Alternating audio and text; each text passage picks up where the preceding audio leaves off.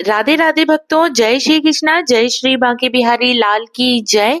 भक्तों, आपका मेरे YouTube चैनल कृष्ण भक्त की दुनिया में बहुत बहुत स्वागत है। भक्तों, आज के वीडियो में हम जानेंगे ज्येष्ठ पूर्णिमा व्रत की पूजा विधि। ज्येष्ठ पूर्णिमा आने वाली है। ज्येष्ठ पूर्णिमा का हिंदू धर्म में बहुत अधिक महत्व होता है। ज्येष्ठ पूर्णिमा के दिन आप घर पर भी बहुत ही सरल तरीके से कैसे ये पूजा विधि कर सकते हैं, ये हम आज की वीडियो में जानेंगे।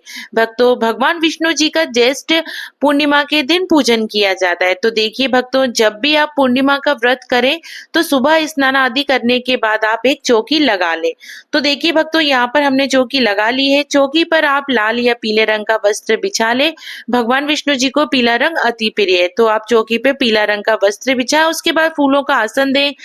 उसके बाद आप भगवान श्री हरि विष्णु जी को, लड्डू गोपाल जी को और भगवान गणपति जी को आप विराजमान करें। और देखिए भक्तों, कलश स्थापना के लिए आप तांबे या पीतल का कलश ले सकते हैं, और यदि आपको मिट्टी का कलश मिल जाए तो सबसे अच्छा है, क्योंकि जेठ के महीने में मिट्टी के कलश का बहुत महत्व होता है।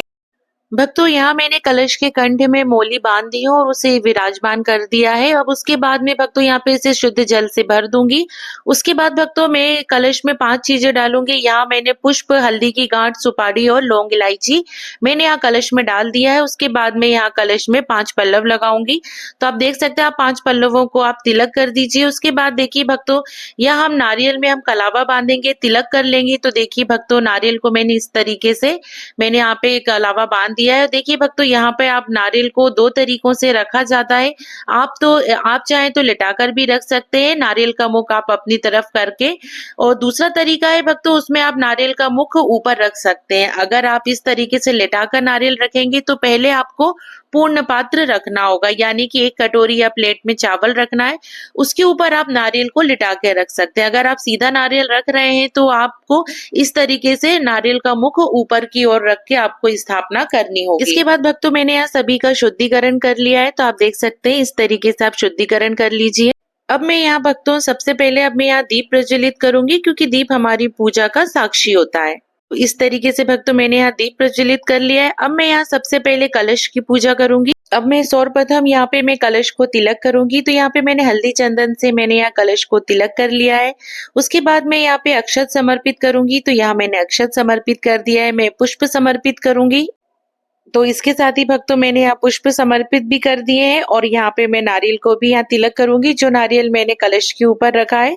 तो इस तरीके से आपको यहाँ पे कलश की आप स्थापना कर लेंगे।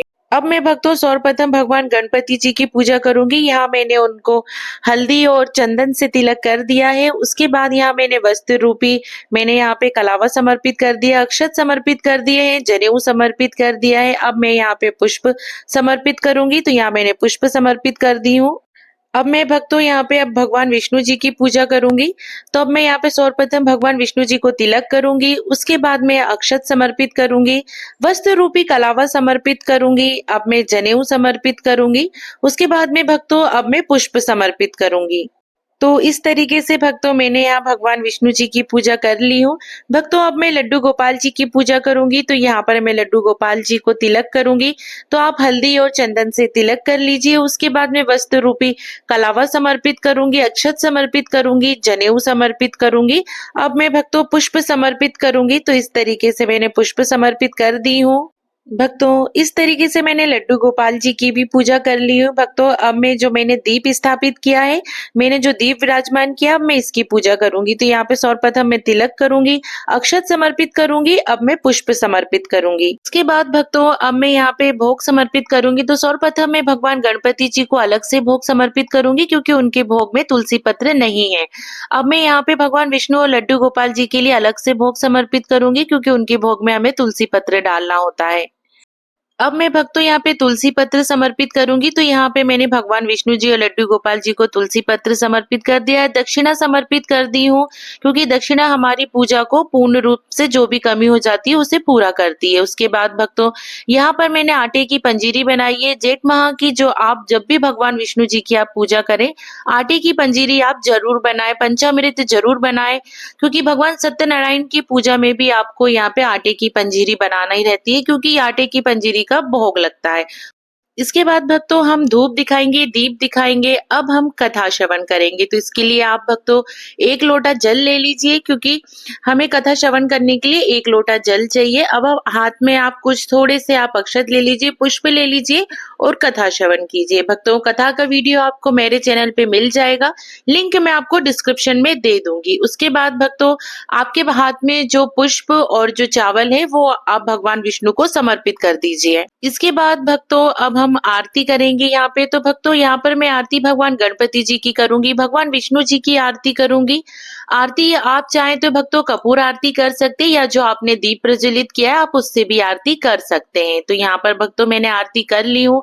अब मैं हाथ जोड़ के भगवान विष्णु से प्रार्थना करूंगी, क्षमा याचना करूंगी कि जो भी पूजा में कमी रह गई है उसके लिए आप मुझे क्षमा करो, और अपनी मनोकामना पूर्ण करने के लिए मैं प्रार्थना करूंगी।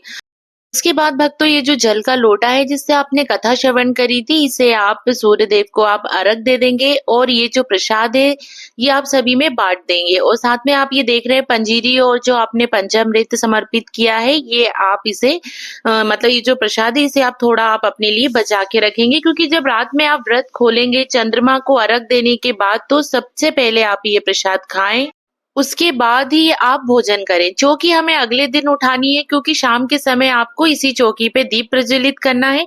अगले दिन आपको ये कलश उठाना है जिसे आपने स्थापित किया था। कलश के जल के छींटे आप पूरे घर में लगा दें, और उसके बाद इस जल को आप तुलसी जी में डाल सकते हैं, या किसी भी आप मतलब आपके बगीचे में भी आप इसे डाल सकते हैं। और ये जो नारियल है जो आपने कलश के ऊपर स्थापित किया है, इसे आप प्रसाद स्वरूप सभी को आप ये बांट सकते हैं, या फिर आप मंदिर में जाकर दान कर सकते हैं, और जो आपने दक्षिणा चढ़ाई है उसके साथ आप इसे दान कर सकते हैं। और जब आप चौकी उठाएंगे तो ये जो फूल हैं आप इन्हें उधर उधर ना फेंकना, आप इन्हें गमले में डाल दीजिए, या आप अपने बगीचे में डाल सकते हैं। कुछ दिन बाद ये खाद बन जाएंगे। तो भक्तों इस तरीके से हमें जेठ पूर्णिमा की पूजा करनी होती है।